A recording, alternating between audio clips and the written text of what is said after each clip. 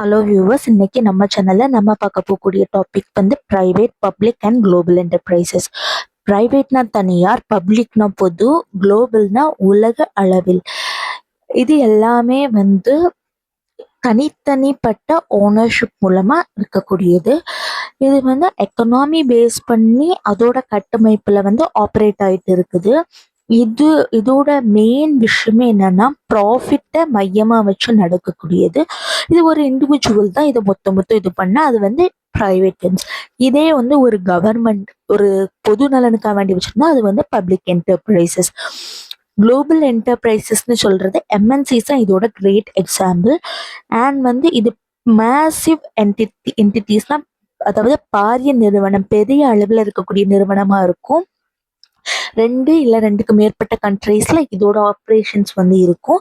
Advanced டெக்னாலஜியை வந்து use பண்ணுவாங்க. அண்ட் வந்து மையப்படுத்தப்பட்ட ஒரு தந்திரமான மேனேஜ்மெண்ட் வந்து இங்க நடக்கும். இதோட ஓனர்ஷிப் என்னன்னா யாரெல்லாம் இருப்பாங்கன்னா, ஒரு இண்டிவிஜுவல்ஸ் இருப்பாங்க, அப்படி இல்லை பார்ட்னர்ஸா இருப்பாங்க, இல்லை ஷேர் ஹோல்டர்ஸா இருப்பாங்க பிரைவேட் என்டர்பிரைசஸ்ல.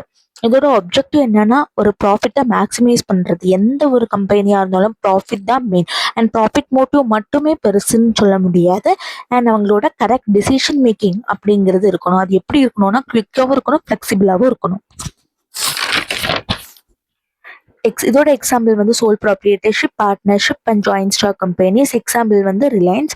பப்ளிக் என்டர்பிரைசஸ்னா பப்ளிக் செக்டாரை தான் பப்ளிக் என்டர்பிரைசஸ்னு சொல்றாங்க. இதோட ஓனர்ஷிப் வந்து சென்ட்ரல், அப்படி இல்லை ஸ்டேட் கவர்மெண்ட். இதோட அப்ஜெக்டிவ் என்னன்னா பப்ளிக்கோட நலனுக்காக வேண்டி ஒரு கட்டமைப்பை உருவாக்கி அவங்களோட வளர்ச்சிக்காக வேண்டி இதை வந்து நடத்தி கொண்டு போவாங்க. அவங்களுக்கு தேவையான சர்வீசஸ் எல்லாமே பண்ணுவாங்க. இதோட ஸ்ட்ரக்சர் எப்படி இருக்கும்னா டிபார்ட்மெண்ட், தனித்தனி டிபார்ட்மெண்ட் வந்து கையில் எடுத்துப்பாங்க. ஸ்டாச்சுட்டரி கார்பரேஷன்ஸ், இது வந்து கவர்மெண்ட் வந்து இது நடத்தக்கூடியது. இதோட எக்ஸாம்பிள் என்னன்னா எல்ஐசி. கவர்மெண்ட் கம்பெனிஸ் வந்து என்னெல்லாம்னா பாரத் ஹெவி எலக்ட்ரிக். இதுல இருக்கக்கூடிய கவர்மெண்ட் கம்பெனிஸ் என்ன பண்ணுவாங்கன்னா மக்களோட பொது நலனுக்காக வேண்டி இருப்பாங்க. அக்கௌண்டபிலிட்டி வந்து parliament and state legislators.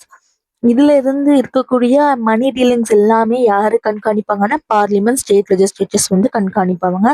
Global என்டர்பிரைசஸ்னா எம்என்சி தான் குளோபல் என்டர்பிரைசஸ்ன்னு சொல்லுவாங்க.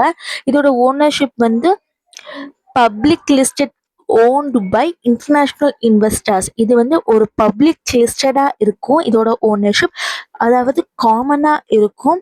இதுல இன்வெஸ்ட் பண்ணக்கூடியவங்க எல்லாமே சர்வதேச அளவுல பெரிய அளவுல பிசினஸ் பண்ணிட்டு இருக்கக்கூடியவங்க. அண்ட் வந்து ஆப்ரேஷன் வந்து இதுல வந்து பெரிய அளவுல கேபிட்டல் ரிசோர்சஸ் இருக்கும். இவங்களோட யூஸ் பண்ணக்கூடிய டெக்னாலஜிஸ் எல்லாமே ரொம்ப அட்வான்ஸ்டா இருக்கும். 2 இல்லை 2க்கு மேற்பட்ட கண்ட்ரீஸ்ல இதோட ஆப்ரேஷன் இருக்கும். இதோட அப்ஜெக்டிவ் வந்து global market dominance and profit. அதாவது பெரிய அளவுல இது தெரியவும் செய்யும். அட் த சேம் டைம் வந்து இவங்களோட குறிக்கோள் என்னன்னா பெரிய அளவுல மார்க்கெட்ல ஒரு பேர் வரணும், at the same time profit. Management என்ன வந்து இது மேனேஜ்மெண்ட்னா இது வந்து மையப்படுத்தின ஒரு கண்ட்ரோலா இருக்கும். இதோட ஹெட் குவார்ட்டர்ஸுமே வந்து நிறைய இடத்துல வந்து இருக்கும். For example Amazon, Walmart. இது தெரியாத ஆட்களே இருக்க மாட்டாங்க. தேங்க்யூ.